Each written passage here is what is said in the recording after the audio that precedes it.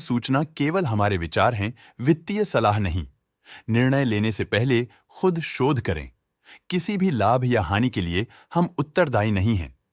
आज हम देख रहे हैं हेरिटेज फूड्स लिमिटेड के 2025-26 Q1 की standalone financial performance. Starting with the sales, पिछले क्वार्टर से सेल्स में 8% का इंक्रीज हुआ है, मगर कंपनी ने पिछले साल के मुकाबले 10% का सेल्स इंक्रीज रिपोर्ट किया।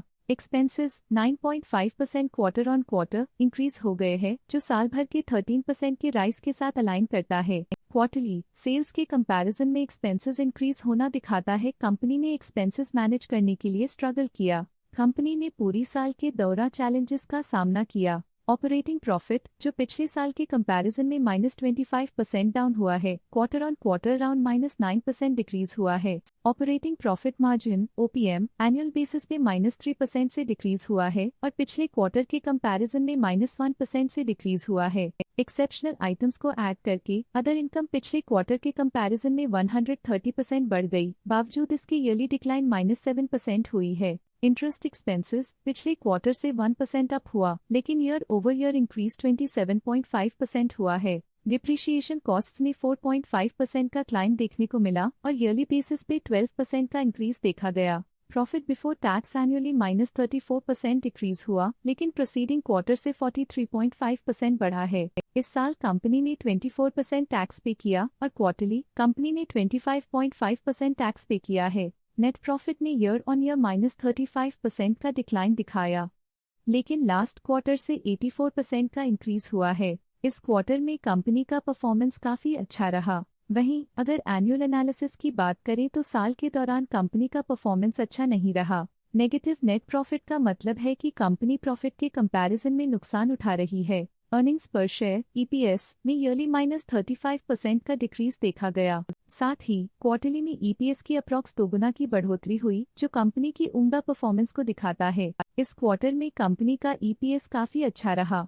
हेरिटेज फूड्स लिमिटेड के फाइनेंशियल स्नैपशॉट को रिव्यू करते हुए कुछ मुख्य ट्रेंड्स सामने आए हैं, जो कंपनी की परफॉर्मेंस पे रोशनी डालते हैं। जून 2022 से जून 2025 तक हेरिटेज फूड्स लिमिटेड की फाइनेंशियल जर्नी में सबसे पहले बात करते हैं सेल्स की। इस साल सेल्स में 9% की वृद्धि हुई है और पिछले 4 सालों में 48% की वृद्धि हुई है, जो एक निरंतर अपवर्ड ट्रेंड को दर्शाता है। पिछले 3 साल से सेल्स लगातार बढ़ती जा रही है, जो मार्केट एक्सपेंशन और कंज्यूमर डिमांड में वृद्धि को दर्शाता है। अब बात करते हैं एक्सपेंसेस की। इस साल एक्सपेंसेस 8.5% बढ़े हैं और 4 सालों में 46.5% का इजाफा हुआ है। इस साल सेल्स और एक्सपेंसेस एक साथ बढ़ रहे हैं, जो बैलेंस्ड ऑपरेशनल अप्रोच को दर्शाता है। ऑपरेटिंग प्रॉफिट का सफर स्टेडली ऊपर चढ़ रहा है, इस साल 12% की बढ़ोतरी के साथ और पिछले 4 सालों में 75.5% का नोटिसेबल राइज हुआ है। एक टेम्पररी गिरावट के बाद ऑपरेटिंग प्रॉफिट ने लगातार दूसरे साल वृद्धि को बनाए रखा है, जो बिजनेस ऑपरेशंस में साइक्लिकल अपटर्न को दर्शाता है।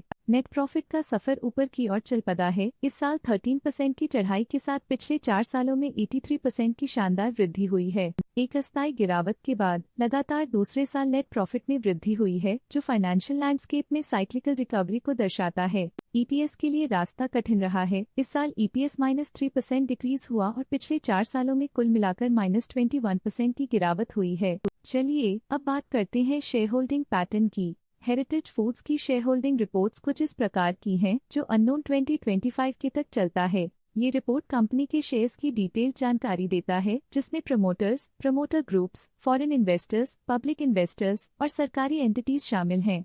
पब्लिक द्वारा हेल्ड शेयर्स का परसेंटेज 48.23% से इंक्रीज होकर 2025 के में 48.41% तक का इंक्रीज से देखा गया। ये चेंजेस स्टेट है कि पब्लिक की इन्वेस्टमेंट कंपनी में क्वार्टर टू क्वार्टर इंक्रीज हुई है।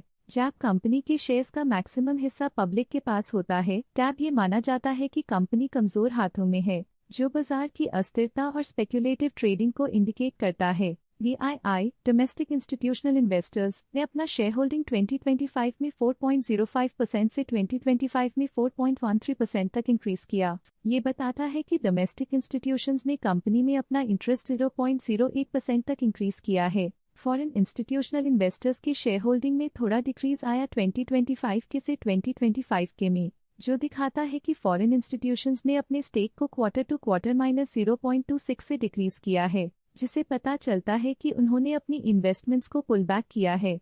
ये था कंपनी का करंट शेयर होल्डिंग पैटर्न। आज के लिए फाइनेंशियल सेक्टर में इतना ही। देखने के लिए धन्यवाद।